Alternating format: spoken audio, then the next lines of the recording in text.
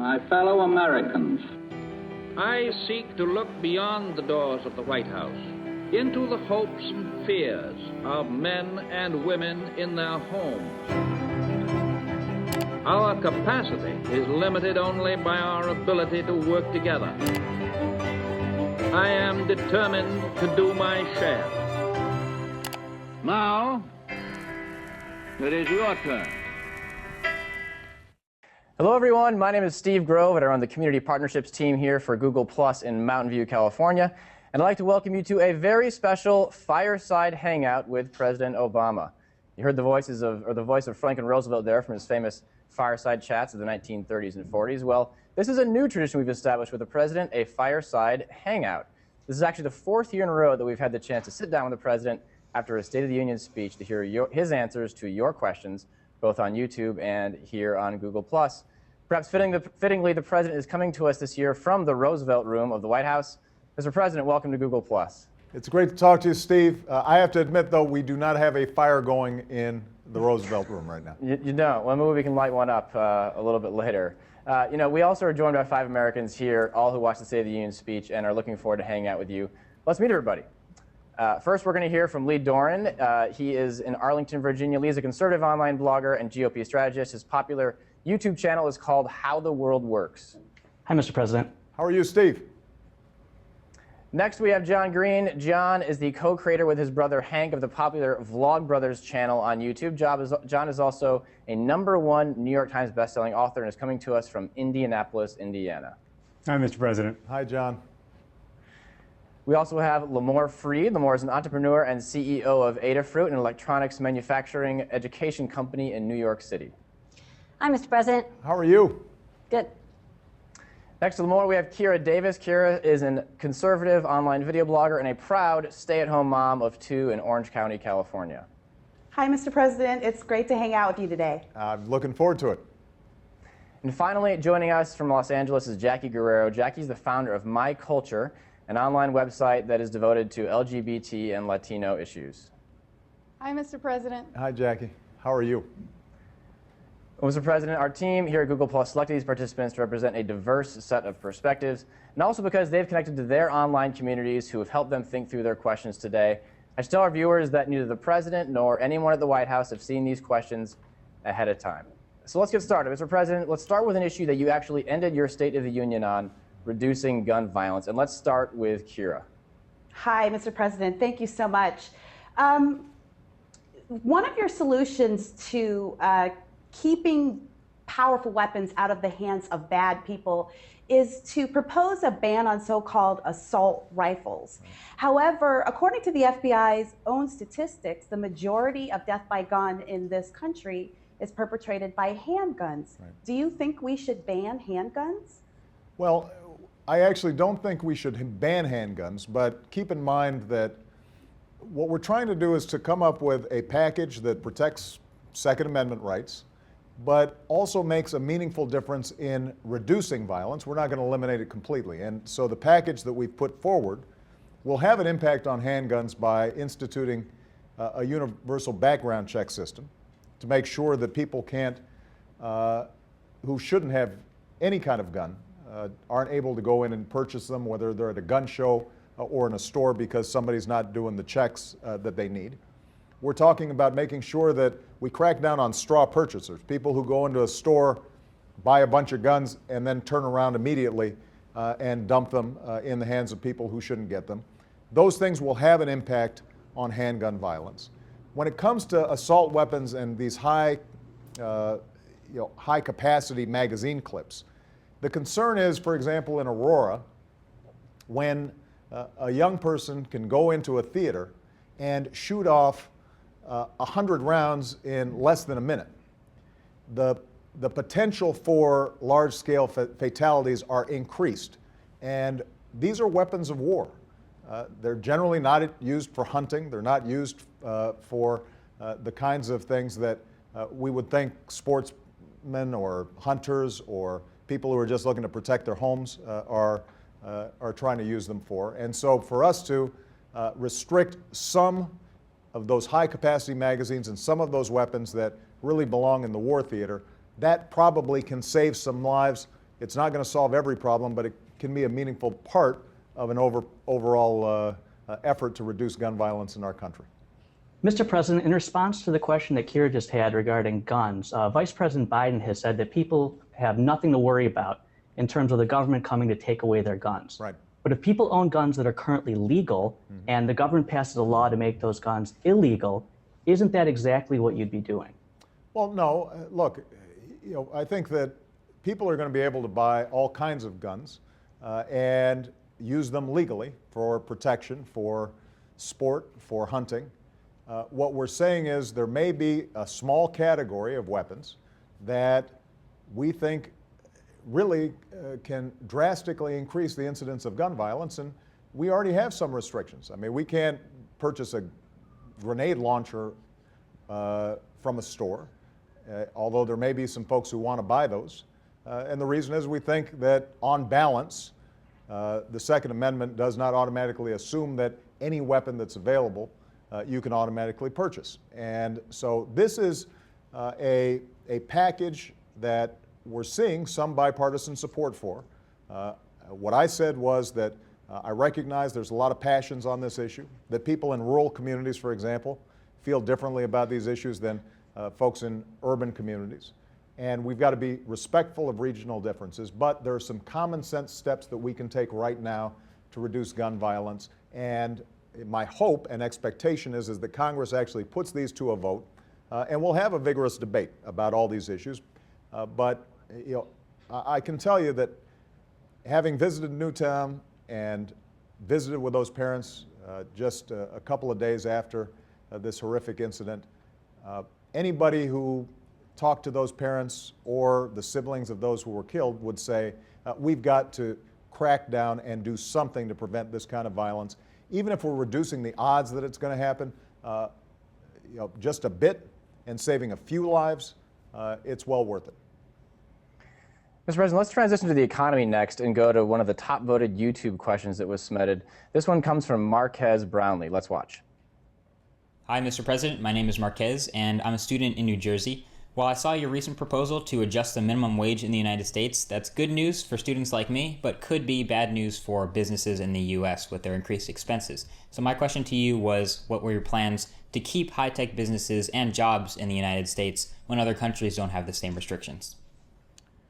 Well, first of all, I think it's important to recognize that our overall strategy has to be to attract new jobs and manufacturing back into the United States. And so I laid out a whole range of proposals, changing our tax code so we're incentivizing companies to stay here instead of moving overseas, making sure that we're creating hubs of advanced manufacturing here in the United States. We've got models where we're already seeing that happen.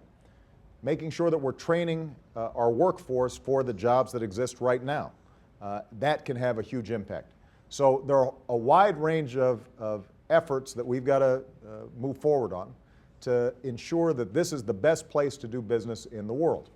Now, when it comes to the minimum wage, what we've seen is that most studies indicate that, in fact, it does not have a big impact on employment, but it does have a big impact on a portion of our workforce that works full-time but right now is still in poverty. Even if they're working 40 hours a week, they are still making less than is required to get above the poverty line. And the truth is that the purchasing power for the minimum wage is still significantly lower than it was back in the 80s. And what we would do would be able to set that mark and then index it so that the purchasing power from a minimum wage does not continually decline every time there's inflation.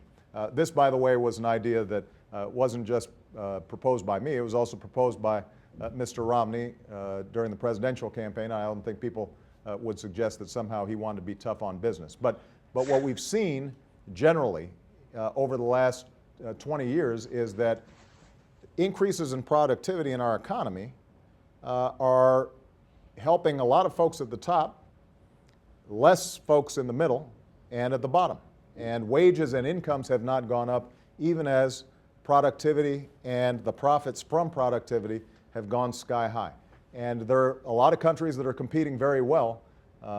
Some of our toughest competitors, countries like Germany, for example, who in fact have seen greater wage and income growth. This is just one portion of our efforts to make sure that workers are also benefiting from the hard work that we're all doing. Mr. President, if I may jump in, I am curious about what the minimum wage will do to just regular people, the minimum wage, raising it will do to regular people like me. I've been in a situation where minimum wage has been raised and I've had to let go to employees from a nonprofit because we just couldn't afford the wages anymore. But as a mom, I worry about, how that's going to affect the bottom line when I go to the grocery store, when I go to get that Starbucks in the morning after dropping my kids off at school or at the gas pump. How will the minimum wage affect what I buy day to day as companies are having to raise their prices to accommodate the minimum wage? That concerns me, Well, as right, just and I guess I guess I'd make 2 points, Kira. First of all, the fact of the matter is corporate profits are at record highs, right? So what's happening right now is not that corporations and most companies would be somehow obliged to go out of business because they're providing a little higher wage to minimum wage workers. It might have some modest impact on their profits, but the fact of the matter is, if we're going to have a society in which we've got broad-based prosperity, those same businesses also have to worry about the customers have money in their pockets. Henry Ford, when people asked him, why is it that you're giving these big raises to your assembly workers? He said, the only way I'm going to be able to sell enough of my product, these cars, is to make sure that the people who are building them can actually afford to buy one. And what's always made America's economy stand out, what's driven its growth, is the fact that we've built this big, thriving middle class. We don't just have a bunch of folks at the bottom who are scraping by, and then a few folks at the top who are doing incredibly well. And so what we want to do is just make sure that if you work hard in this society, that you've got a living wage. Nobody's going to be getting rich on $9 an hour. They're still going to be struggling, but it could make the difference between whether they can afford to buy groceries or whether or not they are going to a food bank. And my suspicion is that you'll still be able to get your Starbucks as a consequence. Mr. President, I'm going to go to John Green next, who has a question that was actually also the #1 voted question in the economy section on YouTube. John? Hi, Mr. President. So almost all economists agree that we should stop minting pennies. In addition to costing more than a penny to mint, they're really economically inefficient because they don't work as currency. I mean, you can't even use them in public toll booths. This is a pet issue of mine, I guess. I know it's a small issue. We're talking about maybe savings to the federal government of $100 million over the course of 10 years, but it's also really obvious. Australia, Canada, New Zealand, many other countries have gotten rid of their pennies, and they haven't seen prices rise, and it hasn't been an issue at all. It's a really obvious thing. It's not a particularly interesting or partisan thing, but it's really obvious. So my question to you is, why haven't we done it? I got to tell you, John, I don't know. It's one of those things where I think people get attached emotionally to the way things have been. Right? And we all remember, at least those of us of a certain age, some of you are a lot younger than me, but we remember our piggy banks and counting up all our pennies and then taking them in and getting a dollar bill or a couple of dollars from them. And maybe that's the reason why people haven't gotten around to it. I will tell you that you're right. This is not going to be a huge savings for government, but anytime we're spending more money on something that people don't actually use, that's an example of something we should probably change. And one of the things that you see chronically in government is it's very hard to get rid of things that don't work so that we can then invest in the things that do. And the penny ends up being, I think, a good metaphor for some of the larger problems that we've got. I'll give you an example. We have probably 16 different agencies dealing with businesses. Small business, large business, exports, domestic, lending, marketing, all kinds of stuff that we do. A lot of those services are really good, but they're in a bunch of different agencies. And so the average small business person a lot of times has no idea where to go and how to access this help that could help them build their small business or help them sell overseas. What I've said to Congress is, give me the authority to reorganize agencies that were designed back in the 1930s for a 21st century economy. And we'll have one agency that deals with all kinds of business issues.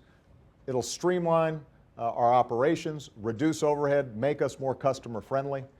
And the problem and the reason that we can't do it is Congress hasn't given me the authority, in part because the way Congress works is that committee jurisdictions are spread out, matching these various agencies. And so there may be some members of Congress who say, well, I don't want to give up this little piece of leverage that I've got over a particular agency, even though it's not efficient. So we're constantly trying to reduce these inefficiencies. We've made some progress eliminating paperwork, going back and looking at regulations that don't work, et cetera. Everything that we can do administratively, we are prepared to do. But the penny is an example of something that I need legislation for, and frankly, given all the big issues that we have to deal with day in, day out, a lot of times it just doesn't, we're not able to get to it. We haven't heard from Lamar yet. Let's go to Lamar in New York City. Hi there. On the topic of legislation, I'm an entrepreneur, and high-tech startups are an important engine of the American economy. When I go around and talk to other entrepreneurs, what I hear is they're worried that if they become successful, they're going to be targeted by software patent trolls. These are firms that collect software patents just for the purpose of litigation and getting money out of small companies that can't afford patent defense. It's very expensive. So I know you've made a lot of progress on patent reform, but I'm wondering, what are you planning to do to limit the abuses of software patents? For example, would you be supportive of limiting software patents to only 5 years long? Right. Well, I think it's a great question, and you're right. A couple of years ago, we began a process of patent reform. We actually passed some legislation that made progress on some of these issues, but it hasn't captured all the problems. And the folks that you're talking about are a classic example. They don't actually produce anything themselves. They're just trying to essentially leverage and hijack somebody else's idea and see if they can extort some money out of them. And sometimes these things are challenging because we also want to make sure that the patents are long enough that people's intellectual property is protected. We've got to balance that with making sure that they're not so long that innovation is reduced. But I do think that our efforts at patent reform only went about halfway to where we need to go. And what we need to do is pull together additional stakeholders and see if we can build some additional consensus on some smarter patent laws. This is true, by the way, across the board when it comes to high-tech issues. The technology is changing so fast. We want to protect privacy. We want to protect people's civil liberties. We want to make sure the internet stays open. And I'm an ardent believer that what's powerful about the internet is its openness and the capacity for people to get out there and just introduce a new idea with low barriers to entry. We also want to make sure that people's intellectual property is protected, and whether it's how we're dealing with copyright, how we're dealing with patents, how we're dealing with piracy issues.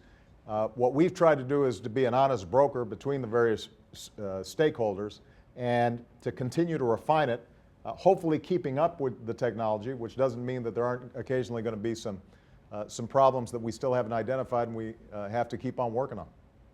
Mr. President, another major economic issue is, of course, immigration, and that's something that you spend a lot of time talking about lately. It's also something that Jackie Guerrero has been thinking a lot about out in Los Angeles. Let's go to Jackie. Hi, Mr. President. Your administration has deported a record high number of 1.5 million undocumented immigrants, more than your predecessor. And I know your administration took some steps last year to protect unintended undocumented immigrants from being deported. However, many people say that those efforts weren't enough. What I'd like to know is what you're going to do now until the time immigration reform is passed to ensure that more people are not being deported and families aren't being broken apart. Well, look, Jackie, this is something that I've struggled with throughout my presidency. The problem is that, I'm the President of the United States. I'm not the Emperor of the United States. My job is to execute laws that are passed.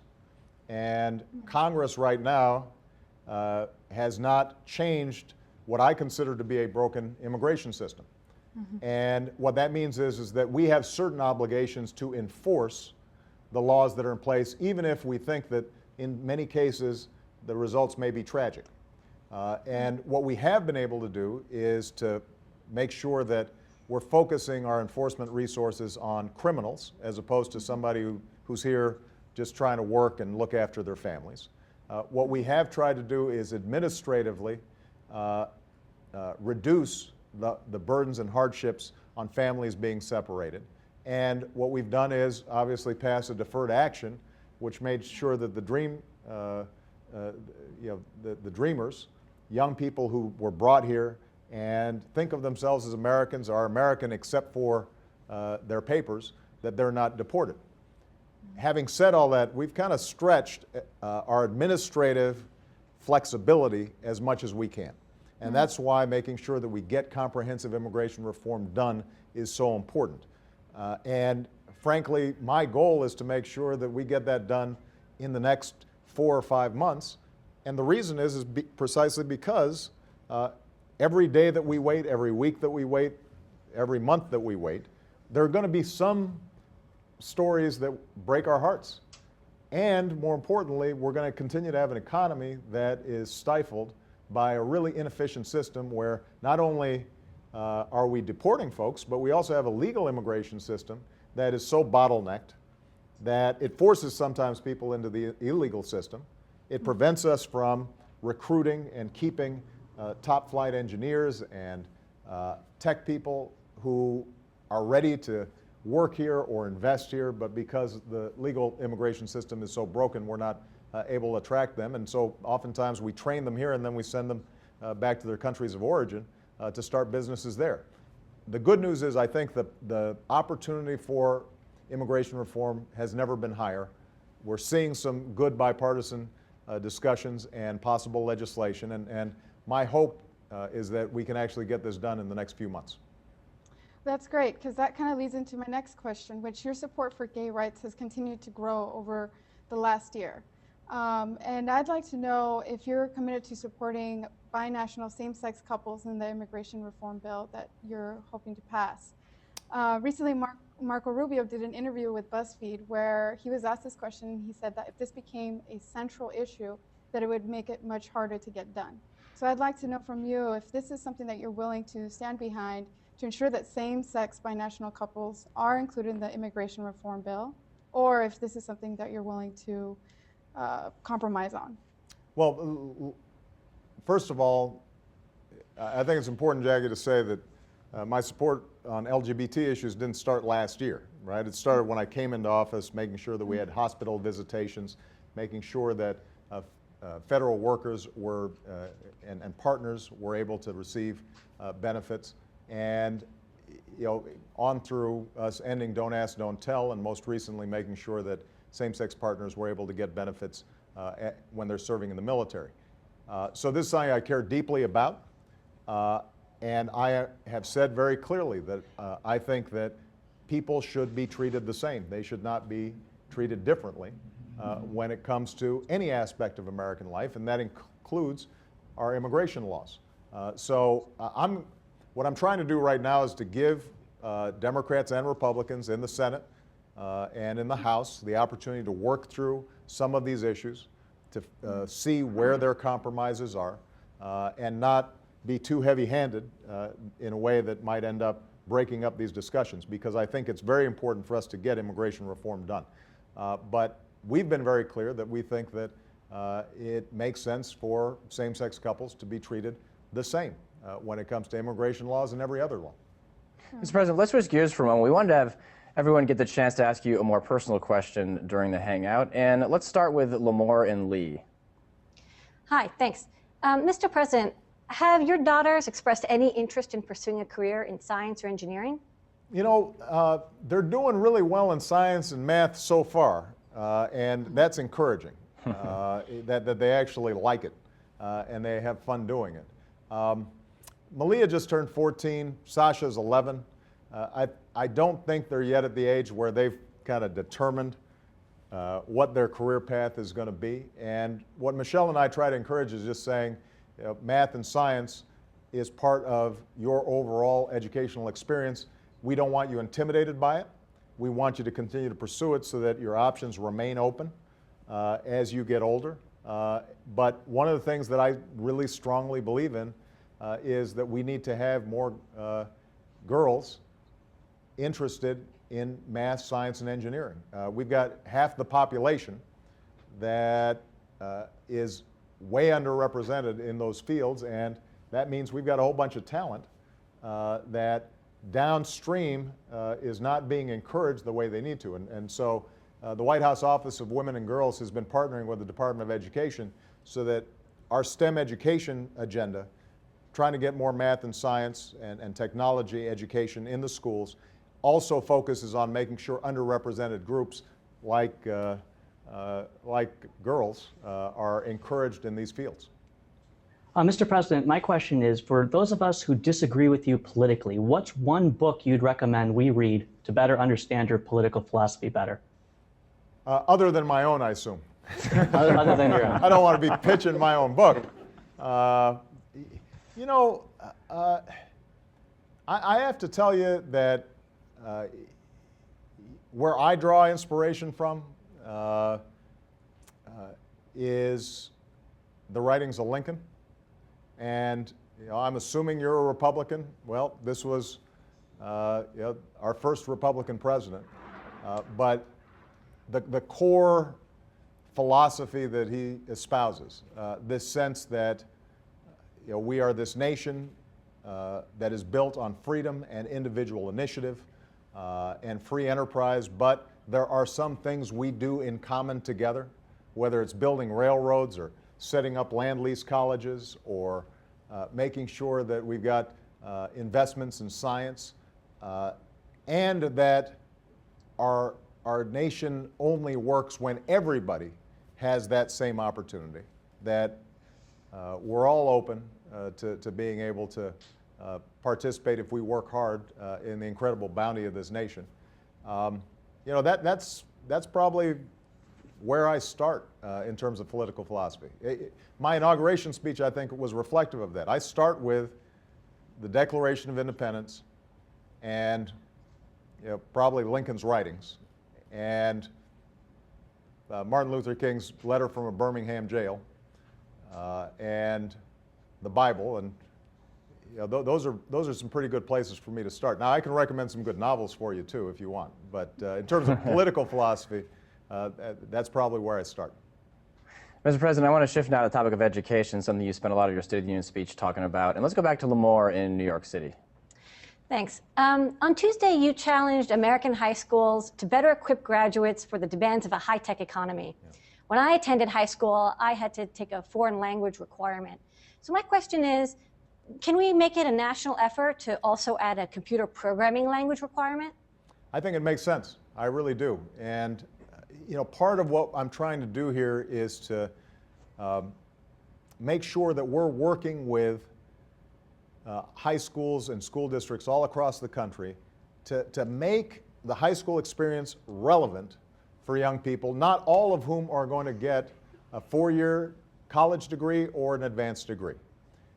And I think that the concept of vocational education got a bad rap at a certain point because the perception was, well, we're tracking folks into blue-collar jobs, and then we're reserving white-collar jobs for a certain group.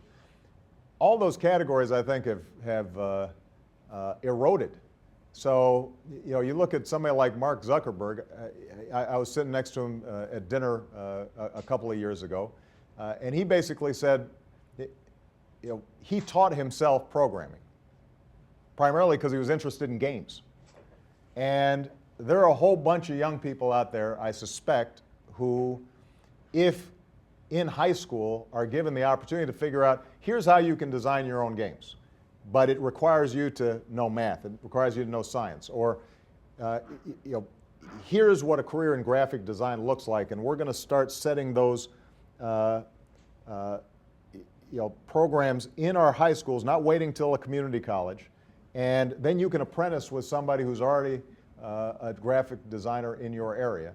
What it does not only is to prepare young people who may choose not to go to a four-year college to be job ready, but it also engages kids because they feel like I get this. This is not just me sitting there slouching in the back of the room while somebody's lecturing. And I think given how pervasive computers and the internet is now, and how integral it is into our economy, and how fascinated kids are with it, I want to make sure that they know how to actually produce stuff using computers and not simply consume stuff.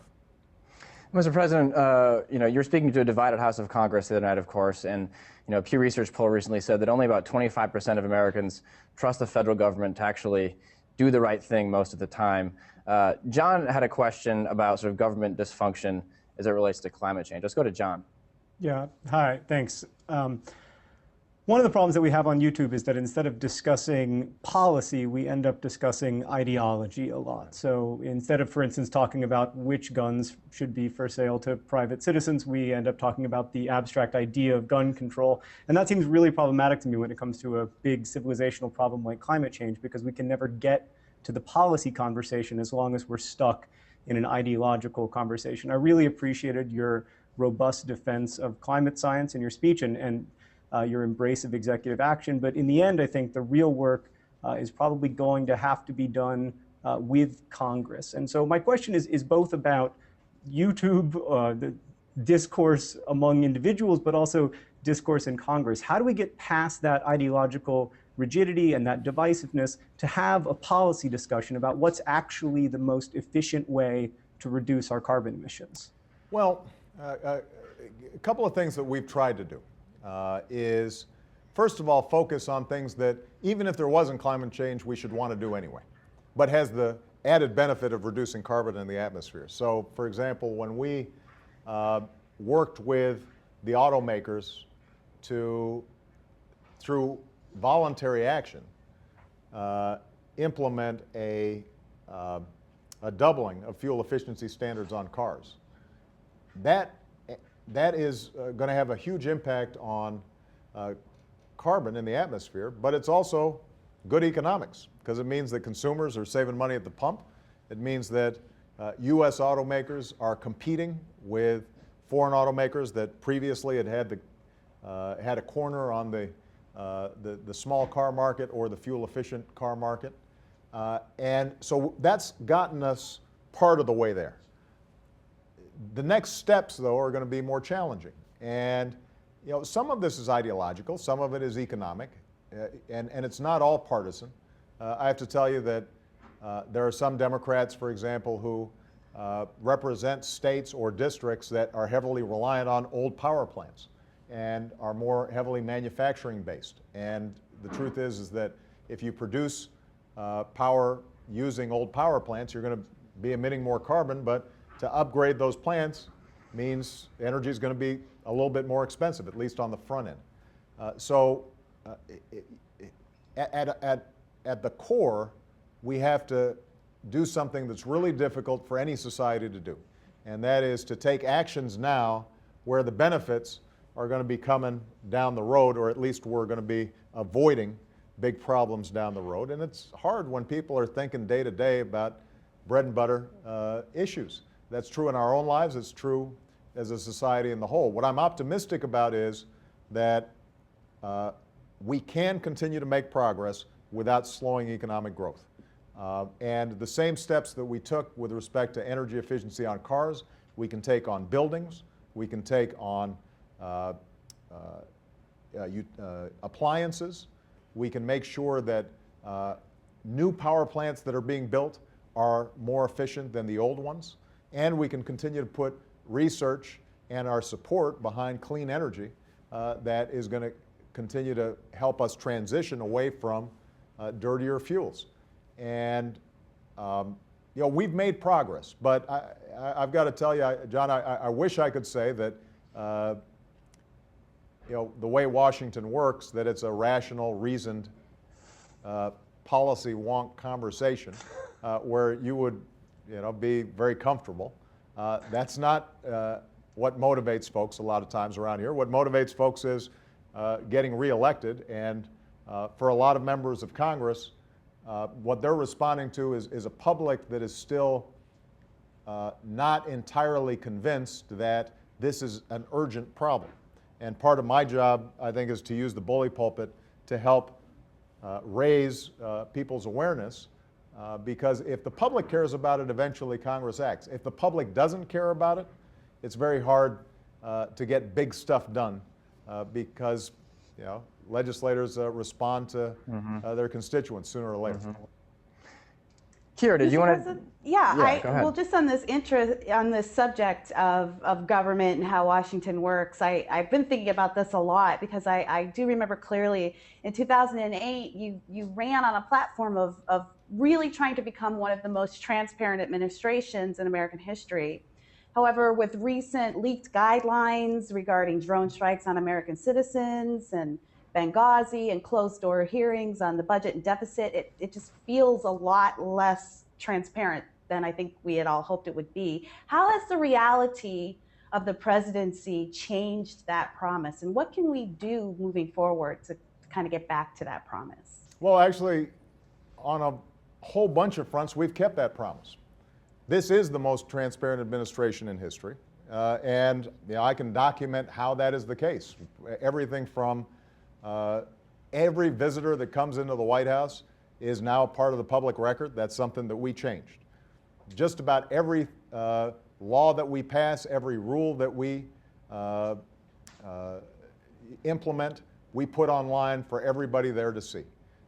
There are a handful of issues, mostly around national security, where people have legitimate questions, where they're still concerned about whether or not we have all the information we need. Benghazi, by the way, is not a good example of that. That was largely driven by campaign stuff, because everything about that, we've had more testimony and more paper provided to Congress than ever before, and Congress is sort of running out of things to ask. But when it comes to things like how we conduct counterterrorism, there are legitimate questions there, and we should have that debate. And what I've tried to do coming into office was to create a legal and a policy framework that respected our traditions and our rule of law, but some of these programs are still classified, which meant that we might have shared them, for example, with the Congressional Intelligence Office, but they're not on the front page of the papers or on the web. But Mr. President, in response to that question that Kira just asked regarding drones, a lot of people are very concerned that your administration now believes it's legal to have drone strikes on American citizens, and whether or not that's specifically allowed with citizens within the United States. And if that's not true, what will you do to create a legal framework to make American citizens within the United States know that drone strikes cannot be used against American citizens? Well, first of all, I think there's never been a drone used on an American citizen on American soil. And we respect and have a whole bunch of safeguards in terms of how we conduct counterterrorism operations outside of the United States. The rules outside of the United States are going to be different than the rules inside the United States, in part because our capacity to, for example, capture terrorists in the United States are very different than in the foothills or mountains of Afghanistan or Pakistan. But what I think is absolutely true is that it is not sufficient for citizens to just take my word for it that we're doing the right thing. What do you believe we should do? I am the head of the executive branch, and what we've done so far is to try to work with Congress on oversight issues.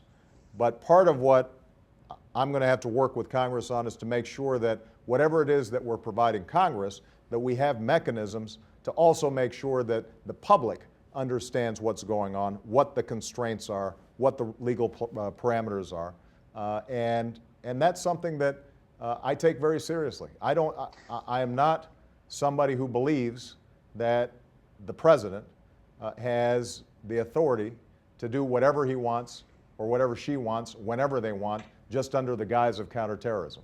There have to be legal checks and balances on it.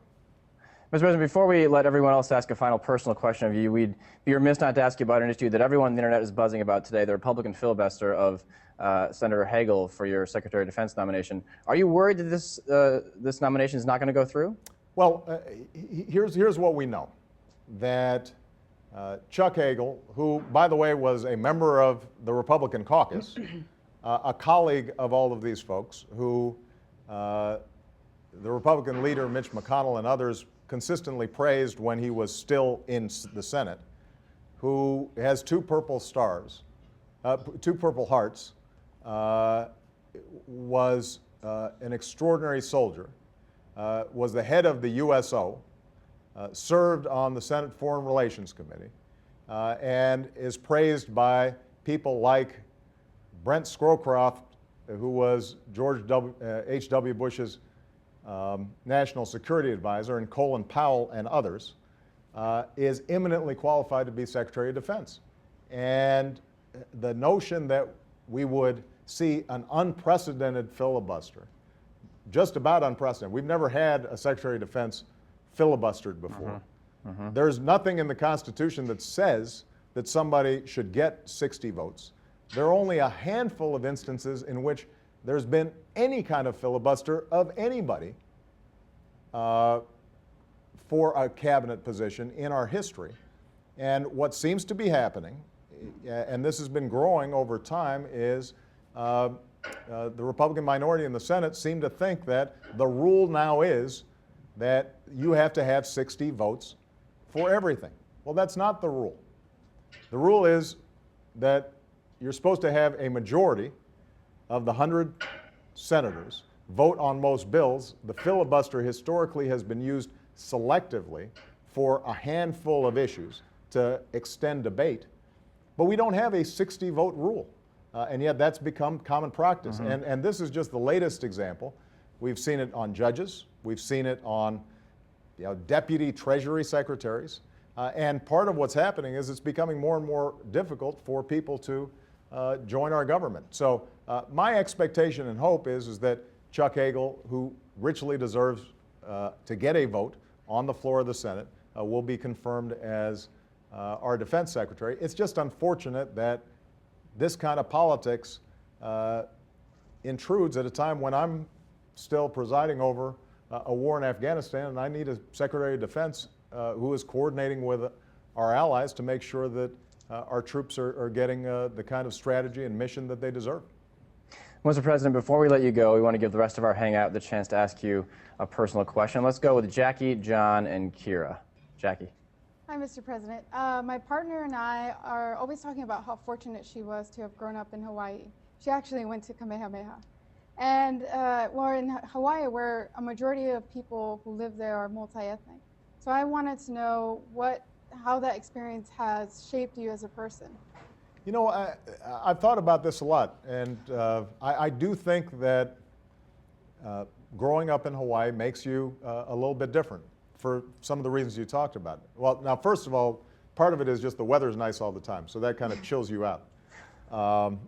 And you spend a lot of time outside, and that makes you pretty healthy. But it is as much of a melting pot as just about any place in the United States. And for kids to be exposed to different cultures and different religions and different outlooks really early in life, I do think has an impact. It makes you appreciate people's differences as opposed to being scared of them or worried about them. And I do think that attitude is something that I continue to live by as president. Thank you. Mr. President, my wife, Sarah, who's actually here, and I are expecting our second child. We have... Hey, Sarah. Hello. Do you already have a bump? Yes, I do. Okay, stand up. Let's see it a little bit. Nice. All right. Yeah. Okay, yeah, good. We are expecting our second child. We have a boy name picked out, but Sarah had a question for you. Yes, hello, Mr. President. We are wondering if you prefer the name Eleanor or Alice. Eleanor or Alex? Alice. Alice. Alice. A-L-I-C-E. You know, I'm going to leave this up to you guys because if I no, here's the reason. If I gave a preference and you guys went the other way, forever this child would say the president doesn't like my name, which could traumatize them. But the main thing is tell either Eleanor or Alice not to forget to be awesome. Oh. Thank you, Sarah. Thank There you go. Let's go to Kira. I think you just caused more problems for them. Now they're going to be arguing. You were supposed to settle I that. I wasn't going to get involved in this one. Now, if you want to, if it's a boy and you want to name Barack, that's fine. All right. Mr. President, my family is here with me. Hey, guys. These are my children, Scott, Ruby. Say hi, Mr. President. Hey. And this is my husband, Mark. Hey, Mr. Mark. President. Hey, Mr. President. I like the White Sox t-shirt, man. Oh, how could you not? Mr. President, you're married, so you know it's Valentine's Day. I do. Yes, I know you know. Now, my husband, Mark Davis, believes that Valentine's Day is just a made-up Hallmark holiday designed to separate him from his hard-earned money, and he never celebrates. Mr. President, on the behalf of all American women, will you please right now issue an executive order via Google Hangout for my husband, Mark Davis, to spoil me this Valentine's Day? Can I just say, Mark, I think here's the general rule. If mama's happy, everybody's happy. So do right, man. You will pay a higher price later than doing the right thing during Valentine's Day. Okay, I will. Thank you, sir. Thank you. Thank you, Mr. President. Well, thank you, Mr. President. We really appreciate you joining us here on Google+. We'd love to see you here for another Fireside Hangout real soon. Thanks a lot. I had a great time, guys. Thanks, everybody. Thank you. Thanks, Bye. Mr. President. Bye. Bye. Goodbye. Bye. Bye. All right. Great. Thank you, Mr. President. Really appreciate it. Are we done?